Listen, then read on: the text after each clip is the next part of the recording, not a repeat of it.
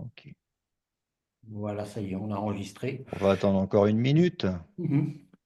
On Bah, démarre à bonjour à 35. tous et à toutes. On va attendre encore une petite minute avant de débuter. Et j'espère que vous m'entendez tous.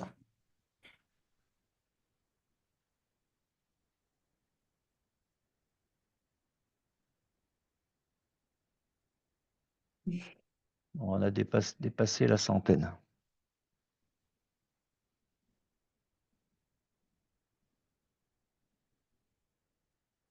Bon, a priori, je vois les messages, donc tout le monde entend. Parfait.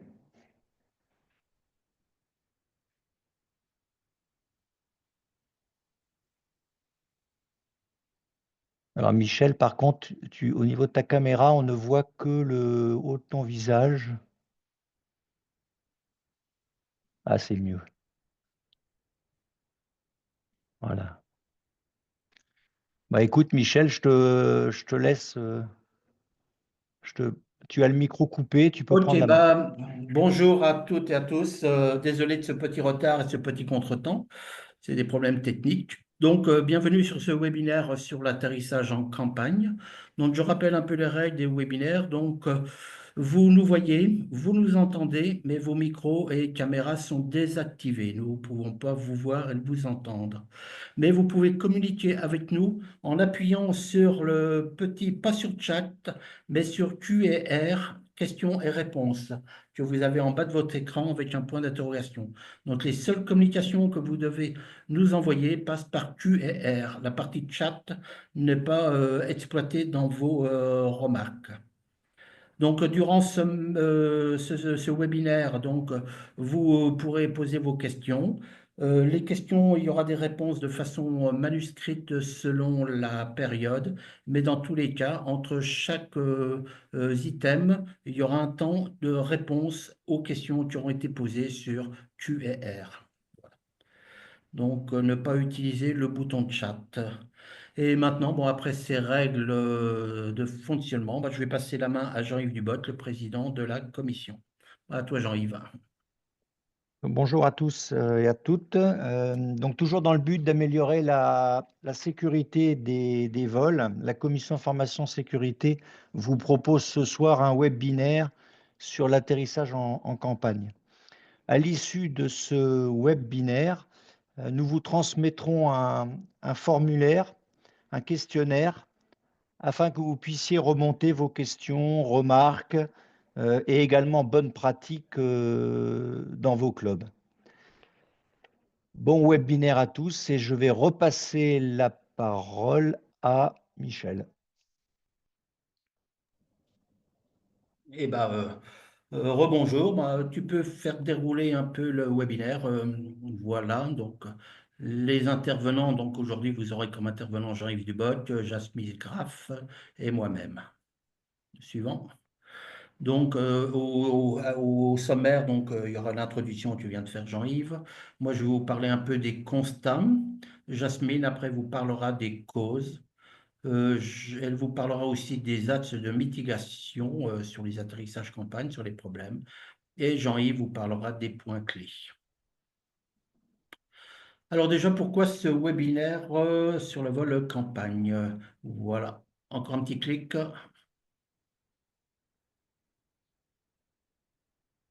Désolé, la vidéo n'est pas de bonne qualité, mais... Donc, cette vidéo résume les raisons de ce webinaire. Encore un clic, encore un deuxième. Voilà. Donc, certains constats que nous avons faits et puis que vous avez certainement dû tous faire concernant certaines vaches. OK, bah, ce sont des traces seules que l'on voit, par exemple, sur ce premier cas, où on voit que la personne, par rapport à son point d'atterrissage, a bien fait la reconnaissance et a fait un tour de piste, on va dire, sensiblement correct par rapport à cette vache, où la finale fait aux environs de 600 mètres. Donc là, est-ce que c'est une bonne pratique ou une mauvaise pratique? Voilà, pour moi, c'est une bonne pratique sur ce cas-là. Le deuxième cas, une autre présentation de vache. Ben, on voit que la personne, au début, le planeur cherche à essayer de remonter et revient vers son champ sélectionné. et il se remet en zone, on pourrait dire en zone de perte d'altitude, pour reconnaître son champ et faire sa PTL. Donc, en fonction des distances de la finale et puis des hauteurs, c'est à peu près la bonne pratique. Donc, des tours de piste de ce type mènent à cette image suivante, parce qu'il va donner un atterrissage dans un beau champ.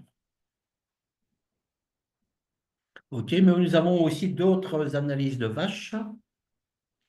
Là, vous avez un planeur qui reste à, on va dire, entre 800 mètres de son point d'atterrissage, sans faire de vertical, sans faire de grande reconnaissance au-dessus de son champ, à essayer uniquement de remonter. Ces pratiques ne sont pas acceptables pour des élèves ou des pilotes moyennement confirmés, voire même les confirmés. Voir le terrain à 800 mètres, c'est quand même assez à risque. Un autre cas où on voit que la personne raccroche et là, elle fait une finale de 3 km pour se poser. Donc là, je pense qu'il n'y a aucune reconnaissance, donc ce n'est pas une bonne pratique. Et ça, il faut proscrire ces types de vaches. Un autre type de vache, c'est une personne qui veut arriver sur son terrain, mais les plafonds ils sont bas, ils n'arrivent pas à retrouver d'ascendance, et fait le maximum pour se rapprocher de son terrain, avec un atterrissage sans reconnaissance et une finale de 2 km. Ce n'est pas une bonne pratique non plus. Le suivant, une autre vache, c'est un peu en zone montagneuse où le pilote passe à côté d'une zone posable, essayer de rechercher des ascendances et se jette sur le terrain.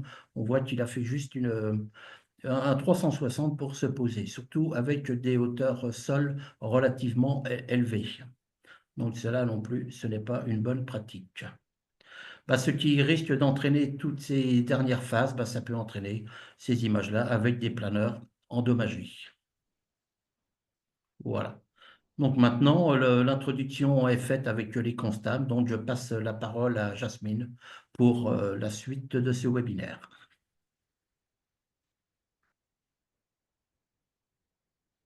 À toi, Jasmine. Ton micro est coupé, Jasmine. Ah. Donc ensemble, nous allons essayer d'identifier les causes les plus fréquentes. Elles conduisent à des erreurs d'analyse et à des prises de décision tardives. Pour rechercher ces causes, eh bien, nous allons regarder quelques extraits de Rex que nous avons sélectionnés. Pour ce premier Rex, on a affaire à un pilote qui n'avait pas prévu de voler ce jour-là. Il est fatigué, il n'a pas préparé son vol. Ouais, et il y a une recherche de performance parce que c'est un pilote qui n'avait pas fait de vol de plus de 2h20 à ce moment-là. Et donc, il nous dit que plusieurs facteurs sont venus perturber sa prise de décision. D'une part, un objectif de performance, hein, parce qu'il essaie de dépasser les 2h20 et de faire un vol plus long, un vol de 3 heures. Donc, il essaie de poursuivre son vol. Cependant, il est fatigué parce que il y avait donc le matin des travaux, il a mal dormi. Donc, il n'est pas tout à fait en condition pour réaliser ce vol. Il y a également un excès de confiance, hein, il n'a pas eu le temps de bien préparer et donc de bien étudier la météo et il fait une mauvaise analyse et il a trop confiance dans les conditions météo et dans ses propres capacités par rapport à sa fatigue. Donc l'envie d'uriner. Et puis, donc tout ça, c'est une préparation, il nous dit que sa préparation de vol est insuffisante. Voilà.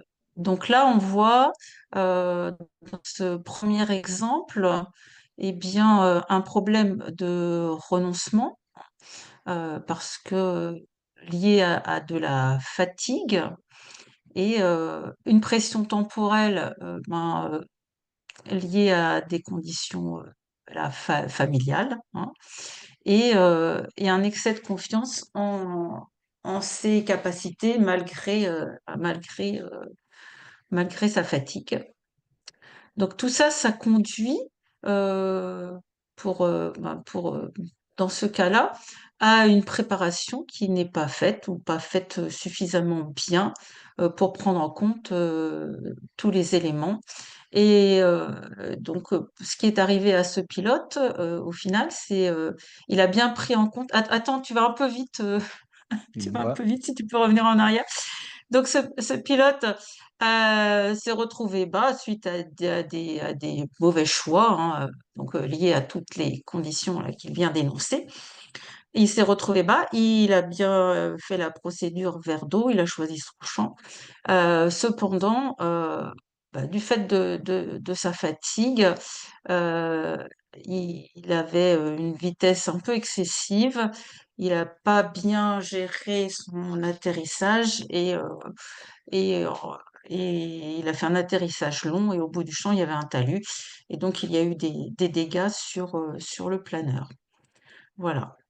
Et là, ce qu'on identifie, c'est suite donc à un manque de temps, fatigue, et bien une préparation qui était insuffisante et des difficultés à gérer le vol.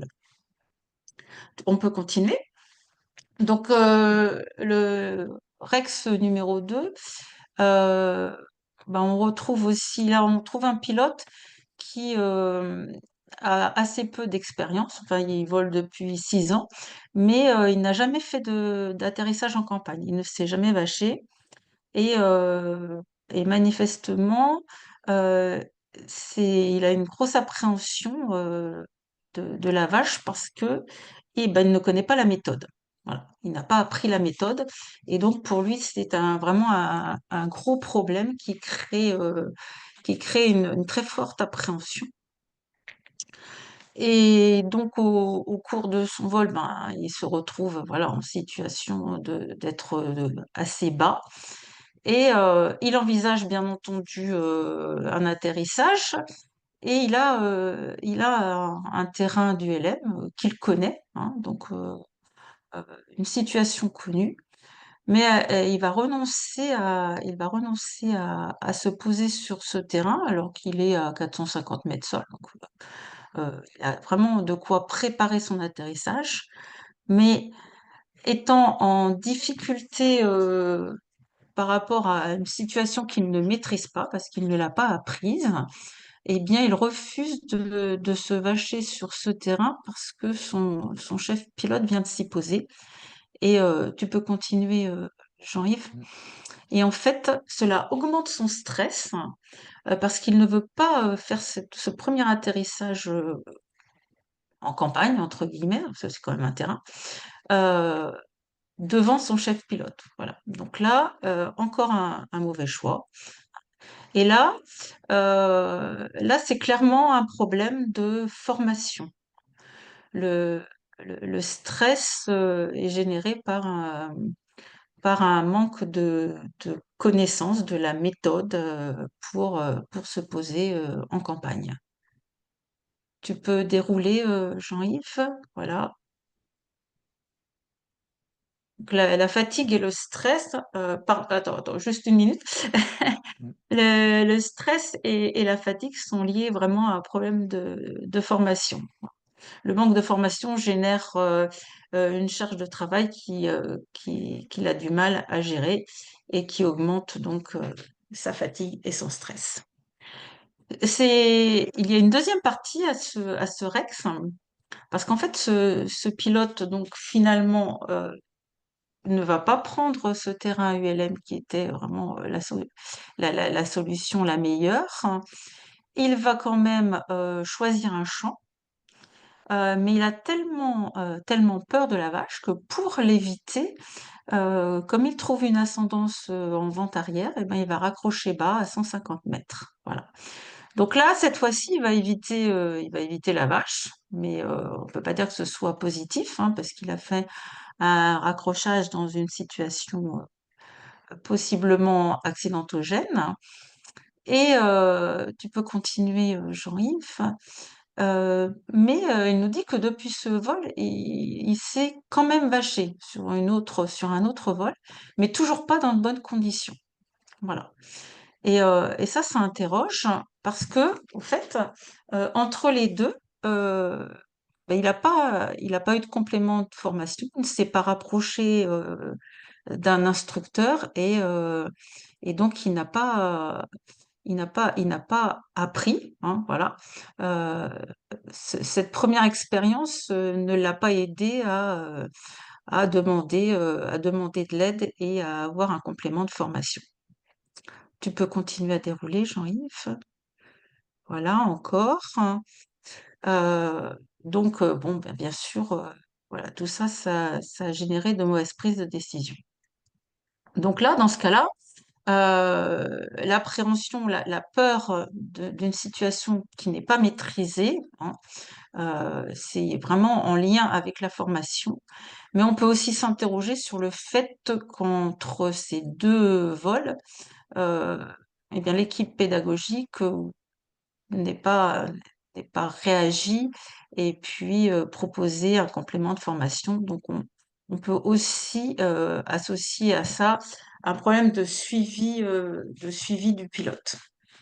Tu peux continuer à dérouler. Voilà.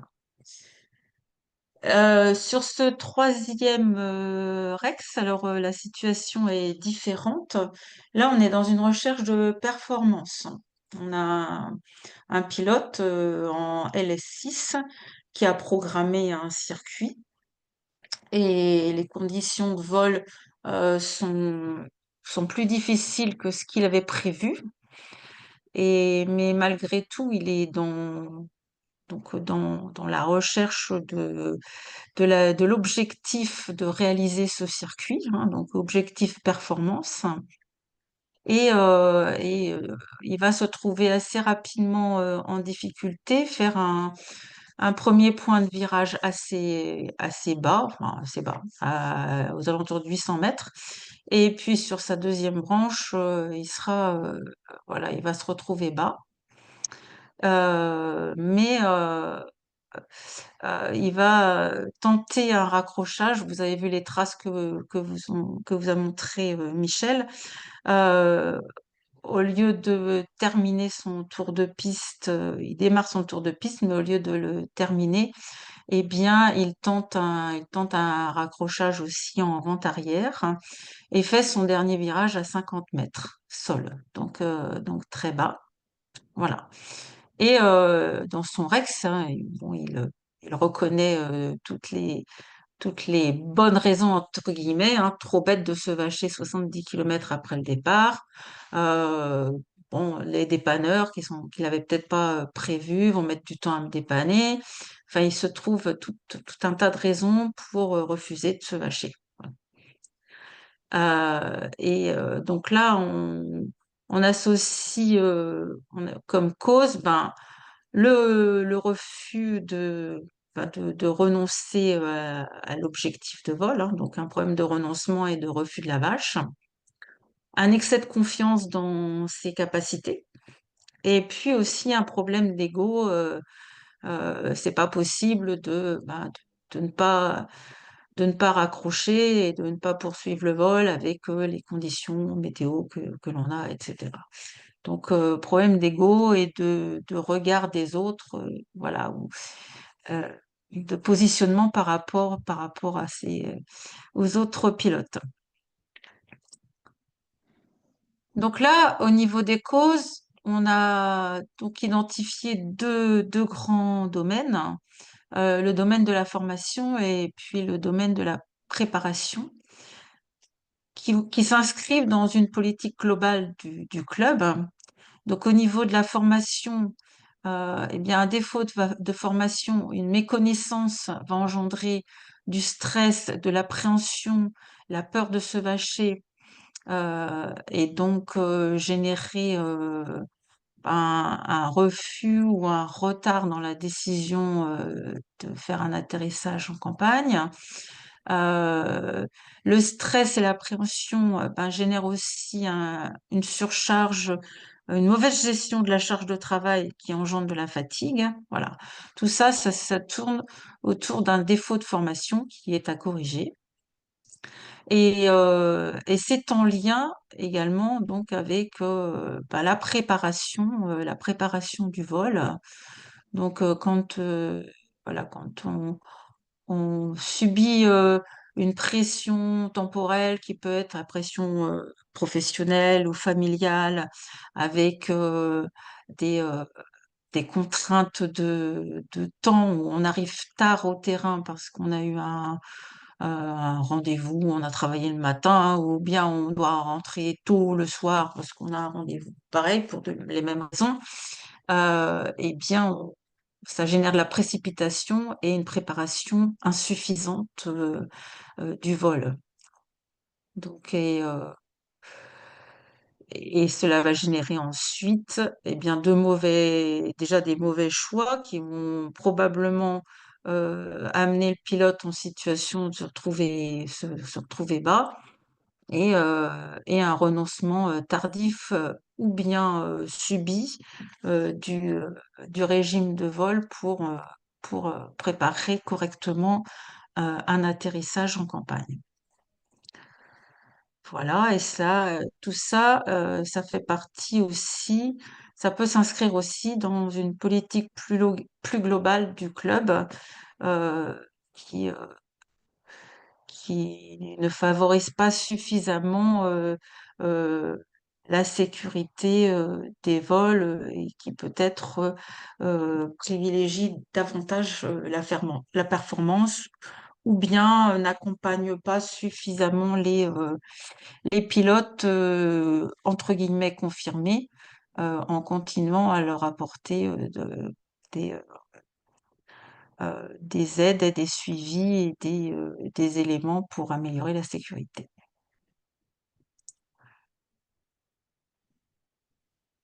Donc, avez-vous des questions à ce niveau-là? Est-ce qu'il y a des questions, Michel?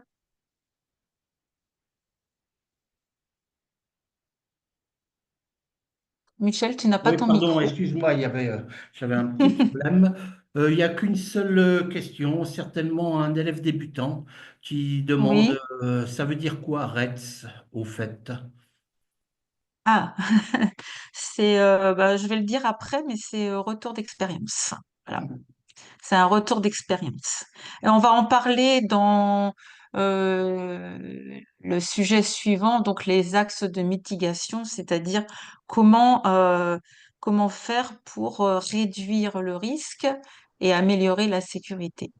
Et là, je vais reparler des règles, donc je pourrais réexpliquer ce que c'est. Et on peut trouver ces RETS sur le site de la FVP. Voilà, autrement, j'ai pas d'autres questions, Jasmine. D'accord, bah écoute, on va continuer. Donc, on vient de voir deux points, enfin plusieurs points d'attention. Le premier point d'attention, la formation en lien avec la préparation du vol. Voilà, la préparation à l'atterrissage en campagne. Donc là, dans les axes de mitigation, pardon, on va voir ces deux points. Donc le premier sera vraiment axé sur la formation et le second sera axé sur la politique sécurité du club dans son ensemble. Donc là, au niveau de la formation, l'objectif, c'est de renforcer l'enseignement d'une bonne préparation à l'atterrissage en campagne. Alors ça va se faire dans le cadre de la formation à la SPL, dans le module 3, hein, qui est la dernière partie de la formation d'un pilote à la SPL. Et puis post-SPL, dans le cadre de la formation Campagne Plus. Alors, je rappelle que J'ai pas fini. Je Allez-y. rappelle que dans le cadre de la formation à la SPL, le module 3 euh, n'est pas, n'a pas les mêmes objectifs que la formation Campagne Plus. L'objectif du module 3 est de permettre aux futurs pilotes de pouvoir circuiter en grand local, voire d'un local à l'autre, mais il n'y a pas d'objectif de performance associé. Autrement, la formation durerait beaucoup trop longtemps. Pour autant, euh, pour autant, nos pilotes peuvent être amenés à atterrir en campagne, même sur un petit circuit ou un grand local. Donc, il est donc important de bien former nos stagiaires à cette éventualité. Et le module 3 est là pour ça. On peut continuer.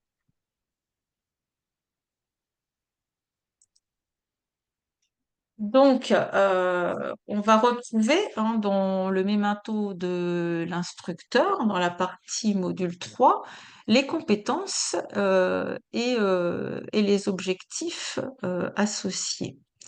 Donc, dans les compétences, on va renforcer la compétence conscience de la situation.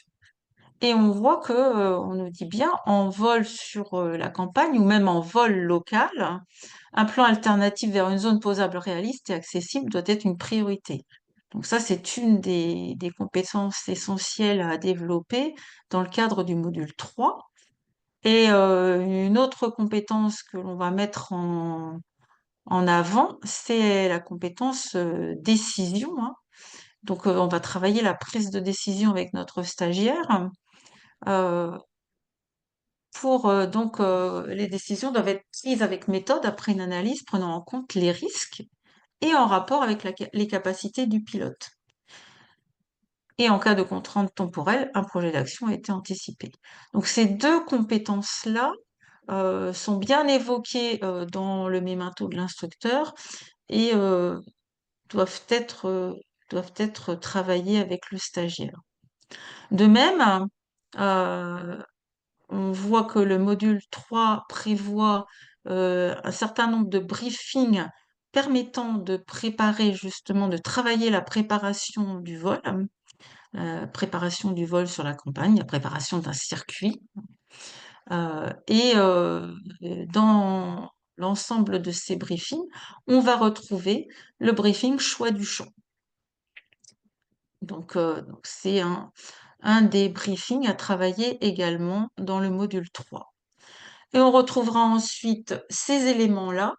Euh, Tu peux continuer, Jean-Yves. On va retrouver ces éléments sur la fiche de progression. Et donc, la fiche de progression prévoit également des simulations d'approche en campagne. Alors, on parle bien de simulation et pas d'atterrissage. Ces simulations d'approche en campagne peuvent être faites sur un motoplaneur. On a bien conscience que tous les clubs n'ont pas un motoplaneur, hein. Mais dans le cas où le club ne posséderait pas de motoplaneur, il est possible de faire ces simulations au simulateur, hein. Le simulateur est un très bon outil alternatif, voilà, qui peut être utilisé également.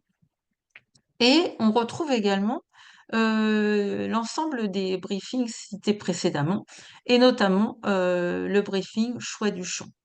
Donc ces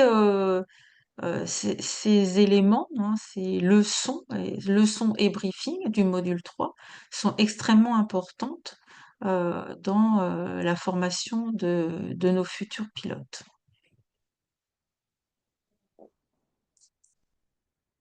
Ensuite, alors une fois qu'on a formé nos pilotes et on les a bien entraînés, bien préparés à la méthode de l'atterrissage en campagne, hein, euh, pour autant, on ne va pas les abandonner.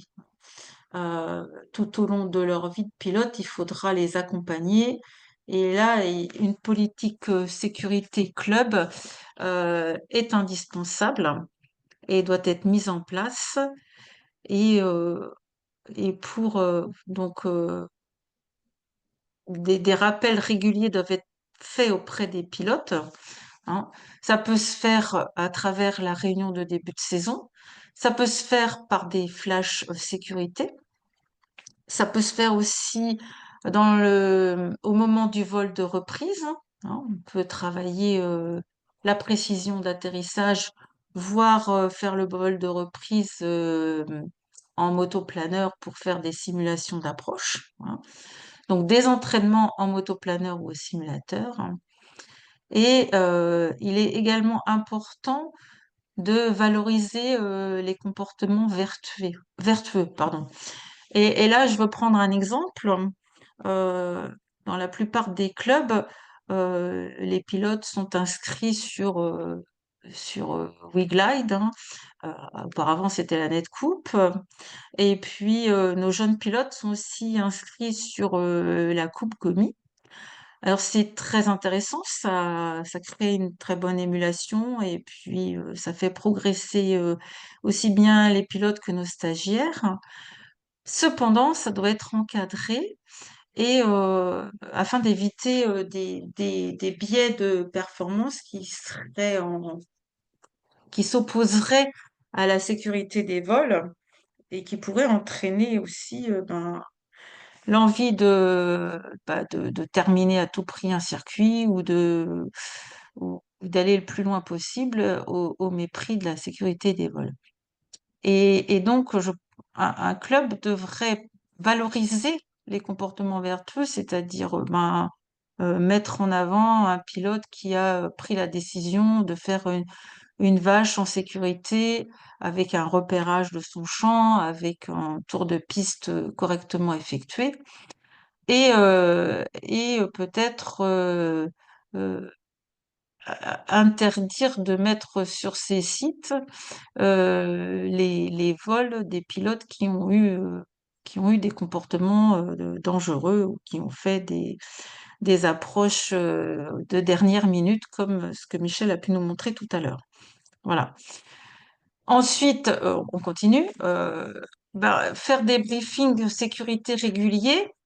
On sait que dans nos petits clubs, les pilotes parfois volent en semaine, mais il n'y a pas toujours un instructeur présent en semaine, hein. Les instructeurs sont présents plutôt le week-end.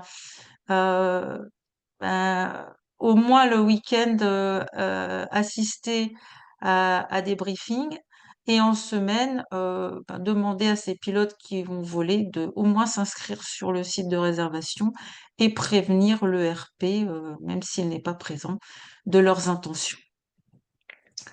Les retours d'expérience. Alors, les retours d'expérience, ce sont les REX.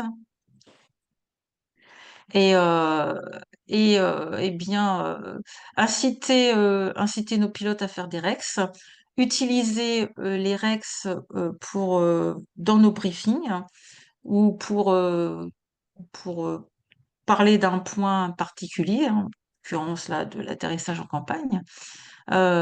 Ces REX profitent à tous, donc à utiliser et, euh, et aussi bien inciter les pilotes à en rédiger. Et enfin, euh, pour être prêt euh, à un éventuel atterrissage en campagne, il faut du matériel disponible, notamment des remorques en bon état, avec des pneus en bon état, bien gonflés. Il faut aussi que les pilotes, avant de partir, laissent les clés de leur véhicule et les papiers de leur véhicule, avec du carburant aussi, hein, afin que les dépanneurs puissent aller les chercher le cas échéant. Donc en fait, du matériel disponible et en état et des pilotes qui ont laissé les clés de leur véhicule, c'est- ce sont des indicateurs comme quoi le circuiteur a prévu l'éventualité de la vache. Donc c'est aussi quelque chose de très important. Voilà. Et je pense que je vais terminer avec bah, les documents dont vous pouvez disposer dans vos clubs, qui sont tous disponibles sur le site de l'ATO CNVV dans l'onglet Documents. Alors, parmi ces documents, vous avez le mémo vol de reprise, hein, qui est un mémo qui a été rédigé par des membres de la commission formation et, euh, et ça a fait l'objet d'un webinaire. Vous avez la fiche évaluer votre niveau de sécurité qui permet voilà, à chaque pilote de savoir vraiment euh, où il en est en termes de sécurité. Est-ce qu'il a suffisamment volé? Est-ce qu'il a un nombre d'atterrissages enfin, suffisant? Bien sûr, le mémento de l'instructeur qui reprend eh bien, les briefings enfin, et le programme de formation du module 3 que je vous ai présenté. La fiche à mettre dans les clubs sur les REX, tous les mois un REX est choisi avec un thème à utiliser lors de vos briefings. Et puis les REX dont je vous ai parlé dans cette présentation, vous les retrouvez aussi sur le site. Et puis, bien entendu, la fiche de la procédure Verdo qui permet de bien choisir un champ. Et pour finir, la fiche Ma forme qui permet au pilote de savoir s'il est en bonne condition pour entreprendre le vol projeté. Voilà, j'ai terminé. Eh bien, Michel, oui, à les toi. questions, ça commence à pleuvoir comme la météo à l'heure actuelle. D'accord. J'ai au moins 6 questions. Donc, il y en a une, j'ai déjà répondu. Il y a la personne qui dit qu'est-ce que la mitigation? Donc, la mitigation, c'est l'atténuation des effets de ces risques rencontrés. Voilà. Après, nous avons des questions relatives, une question de Quentin qui est assez imagée. Imaginons que l'on repère un champ à 300 mètres sol et on se rend compte que ce champ n'est pas praticable avec des bosses. Est-ce que je prends un autre champ à côté ou je prends quand même celui-là? Hmm. La, Alors moi, la, j'aurais... enfin, ce qu'on préconise, c'est qu'une fois qu'on a choisi son champ, qu'on a décidé de s'y poser, on ne change pas de champ au dernier moment. Voilà. Une autre petite question du petit Bruno. Qui est sous-entendu par réunion début de saison? Celle de l'équipe pédagogique ou une info entendue en AG? Non, c'est la réunion sécurité de début de saison qui est... alors, ça ne se fait pas forcément dans tous les clubs, mais un certain nombre de clubs font une réunion de début de saison afin de donner un certain nombre d'informations à leurs pilotes avant la reprise des vols. Donc, c'est de ce type de réunion que je parlais. Voilà. Après, j'ai Vincent qui a dû avoir des problèmes. Il dit au niveau des remorques de faire attention aux pneus qui ont plus de 10 ans et qui ont été laissés au soleil. C'est vrai, il y a tous les ans, il y a des accidents qui, se, qui découlent d'un mauvais entretien des pneus ou de pneus très vieux. Et il y a un éclatement de pneus sur la route. Cela n'est pas bon pour la remorque. Autrement, il y a Frédéric, ne faudrait-il pas transmettre systématiquement au chef pilote la trace GPS de chaque vache afin de vérifier une bonne approche? Oui, je l'ai pas précisé, mais euh, effectivement, quand il y a un atterrissage en campagne, ça peut s'inscrire dans la politique sécurité du club, vérifier la trace GPS pour regarder comment a été préparé et s'est passé l'approche et l'atterrissage en campagne. Oui, tout à fait. Et la dernière question, bah c'est pas du petit Jérôme, c'est le grand Jérôme. Est-ce que la réalisation volontaire d'une vraie vache sur une zone proche du terrain est relativement sans risque et conseillée en formation campagne? Ça n'est pas préconisé. En fait, dans la formation, ce qu'on préconise, ce sont des simulations d'approche. Alors, ce que j'aurais pu dire aussi, c'est que ce qui peut être intéressant, alors pas dans la formation initiale, mais en campagne plus, et puis dans la formation continue des pilotes, c'est lorsque un club organise des stages d'été. C'est quand même assez fréquent de faire des stages d'été en extérieur, hein. Bah là, on se retrouve en situation, bien souvent en situation réelle, et l'éventualité de la vache devient une réalité.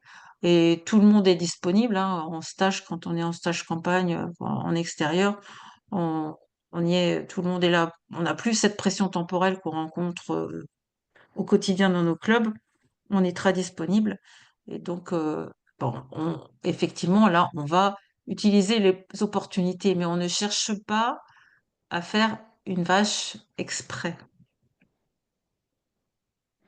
Donc, là, il me reste encore deux petites questions. Pour un pilote moyen en campagne, quelle hauteur doit être la base pour rechercher un champ et deux recours et un de recours? Alors, avant de rechercher un champ, quand on commence à être bas, c'est-à-dire quand on arrive à 800 mètres sol, on doit déjà commencer par ralentir, hein. On change de régime de vol et on se met dans une zone permettant où il y a suffisamment d'air posable, voilà, et on cherche à remonter. Si on ne remonte pas, à partir de 500 mètres, il faut quand même commencer à avoir deux ou trois champs. Et puis à 400 mètres, on n'en a plus qu'un et on le repère et ensuite, eh bien, on va faire toute notre préparation et notre approche. Ça se fait de manière progressive. Mais Jean-Yves ou Michel, vous complétez si vous n'êtes pas d'accord. Non, oui, oui, c'est bien.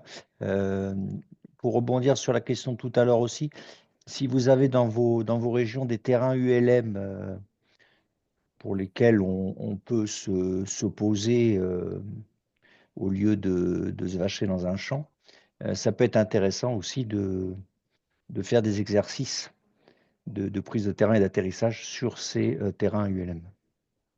Ça peut venir en complément. Et la dernière question, c'est une question pratique. Que faut-il faire en cas de vache en attendant la remorque? Ben, moi, je peux répondre parce qu'il y a beaucoup, j'en ai fait un certain nombre. Ben, la première chose, déjà, c'est contacter le club pour donner sa position, parce que ça se donne pas à la radio, hein, il faut contacter le club.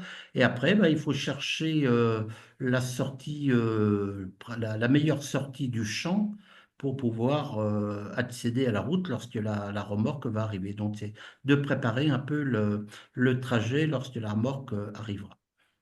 Et après, alors ne jamais démonter des éléments du planeur. Il vaut mieux attendre. Le planeur monté se comportera mieux sous la pluie, voire même sous un orage, où là, il faudra se mettre dans le planeur, mais en aucun cas de démonter, commencer à démonter les éléments ou les gouvernes du planeur, du moins les commandes. Voilà. Eh ben, je crois qu'on va pouvoir continuer. C'est à peu près Ouais. les questions.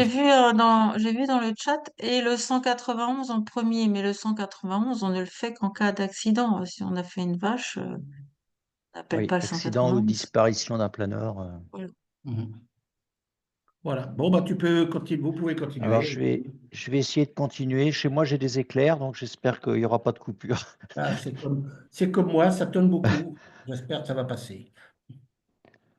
Donc, moi, je vais vous résumer donc, ce webinaire à travers les points clés. Donc, ce qu'on vous propose au niveau du jour J, donc de la détection, Comme l'a dit Jasmine précédemment, une bonne préparation est nécessaire pour organiser son circuit. Il ne faut pas qu'il y ait de précipitation. Et on vous propose d'utiliser une méthode qu'on a également proposée durant le webinaire sur la pression temporelle, c'est d'analyser et de répondre aux 3 R. Alors, c'est quoi les 3 R? Ben, c'est une question qui va concerner le réglementaire. Donc, ça, c'est la première question. La deuxième question, c'est à se poser, c'est est-ce que, alors là on parle de projet de vol, de circuit, est-ce que c'est réalisable? Et la dernière question qui est également intéressante à se poser, c'est est-ce que c'est raisonnable? Si on n'a pas forcément la réponse à la question, ou en tout cas si on a besoin d'aide, ne pas hésiter à solliciter ses instructeurs qui sont là pour vous aider. Alors, c'est l'esprit finalement du TEM où on va lister les menaces du jour. Donc, le côté réglementaire, par rapport au circuit que vous avez prévu, à votre projet de vol, ça veut dire qu'il faut contrôler les espaces aériens que l'on va traverser, les NOTAM, les SUP-AIP. Ça peut être aussi les cartes vagues des aérodromes sur le circuit. Ça peut être également la navigabilité de mon planeur. Est-ce que mon planeur est en état de vol? Donc, c'est la navigabilité du planeur, c'est également le centrage. Ma remorque, on en a parlé tout à l'heure, est-ce qu'elle est opérationnelle? Donc, est-ce que côté réglementaire, il y a bien l'assurance? Est-ce que j'ai bien la carte grise de la remorque? Est-ce que l'éclairage fonctionne? Souvent, sur beaucoup sur des remorques, on a souvent l'éclairage qui est défaillant, donc vérifiez avant l'éclairage. Surtout si vous partez en fin de journée et que le dépannage se termine dans la soirée. C'est aussi vérifier si sa licence de pilote est valide. Donc là, pour ça, vous pouvez vous aider de GESASO.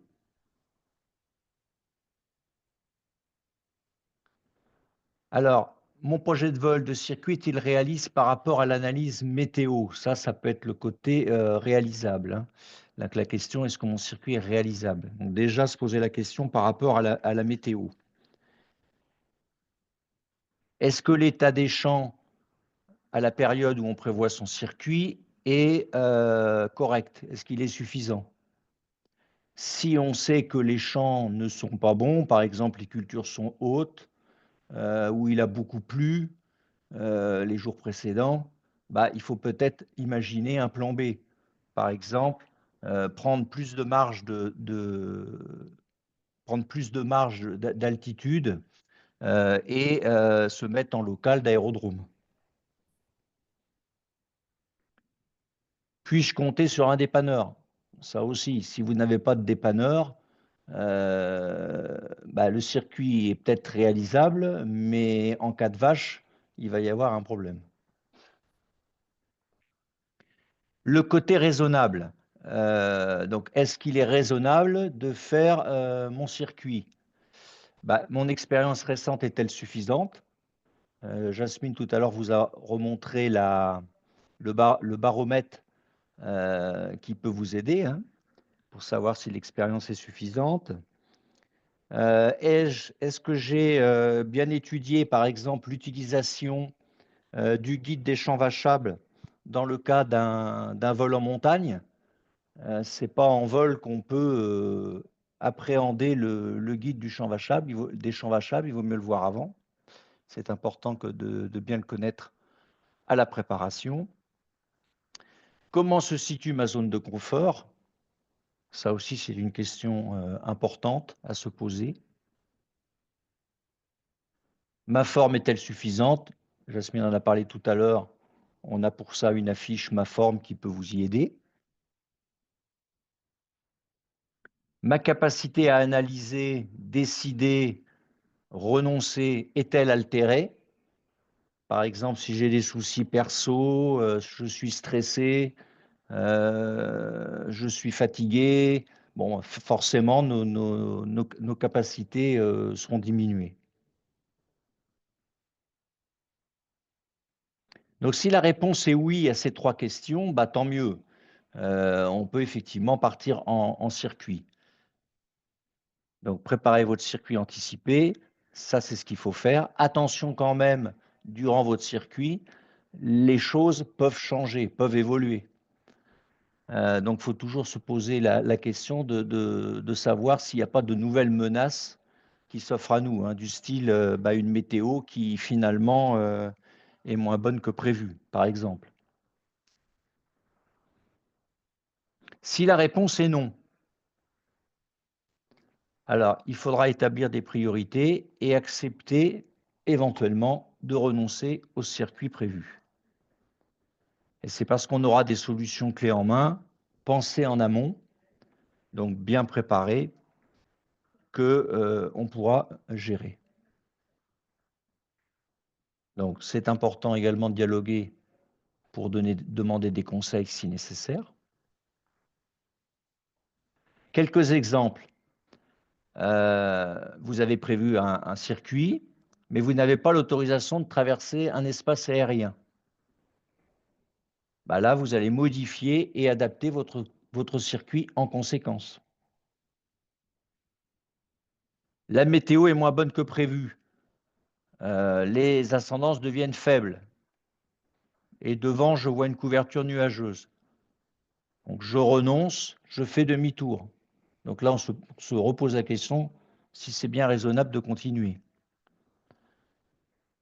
Le côté raisonnable, je fatigue, mon pilotage est moins précis, je renonce à continuer, et au pire, je n'ai plus l'altitude requise pour poursuivre, et là, je dois faire mon verre d'eau, chercher un champ. Donc, une non-décision va impliquer forcément, enfin risque en tout cas d'impliquer une situation subie et un potentiel accident. Donc en résumé, on prépare et on organise son projet de vol, on prend le temps de l'analyse et on réévalue la faisabilité, puisque les éléments peuvent évoluer. Je communique, je partage mon projet, mes difficultés, je demande de l'aide si nécessaire, et surtout, je sais renoncer s'il le faut. Avons-nous des questions, Michel? Eh bien, depuis tout à l'heure, nous n'avons pas de nouvelles questions, Jean-Yves. Bon, très bien. S'il n'y a pas de nouvelles questions, je vous propose de... Je ne sais pas quelle heure il est d'ailleurs, je n'ai pas vu l'heure. Il est 27, ça fait 1 heure qu'on est à peu près en... Donc c'est bien, on est dans les temps. Je vous remercie tous d'avoir participé à ce webinaire. J'espère qu'il vous aura intéressé. Il va être enregistré, enfin il est enregistré, donc vous pourrez le retrouver sur le site de la TO-CNVV pour le revisionner ou le faire partager. Pensez à remplir le questionnaire qu'on va vous transmettre à l'issue du webinaire, ça nous intéresse beaucoup. Et bon vol à tous, sans oublier que pour avoir du plaisir, il faut voler en sécurité. Merci, bonne soirée. Et bonne soirée à tous et merci bien. Bonne soirée à tous.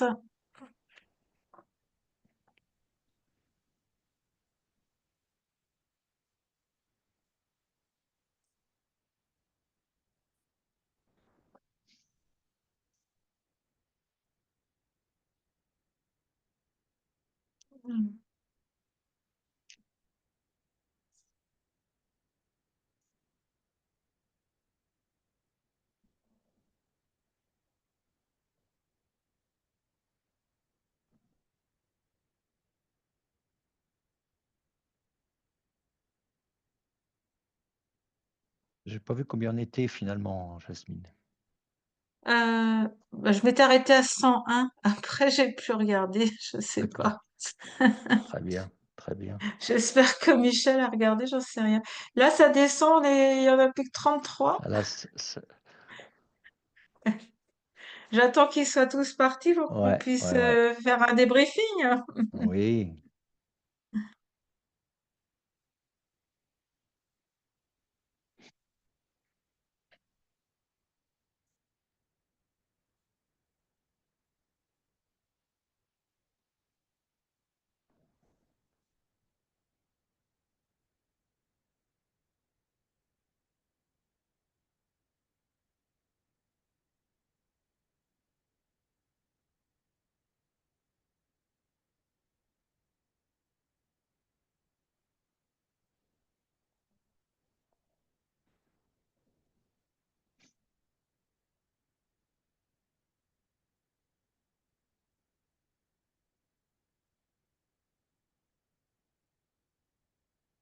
En attendant, tu as reçu le questionnaire cette fois-ci, Jean-Yves? Oui, je l'ai reçu, Jasmine. Par contre, faut que je le regarde. Je regarderai demain D'accord. matin parce que j'ai pas pu. D'accord, ok. Je te le regarde demain matin rapidement. Est-ce que tu as arrêté l'enregistrement? Bah écoute, peut-être pas.